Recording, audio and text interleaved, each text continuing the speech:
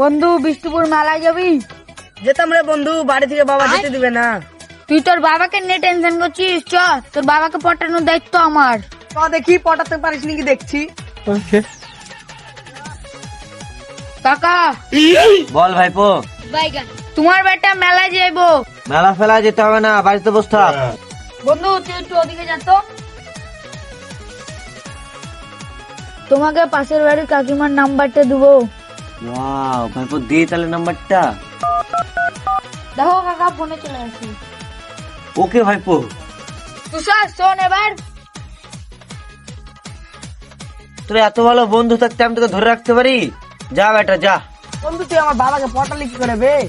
পাশের বাড়ির কাকিমার নাম্বার দিয়েছি তাই। गाली नहीं दे सकता, गाली नहीं देना।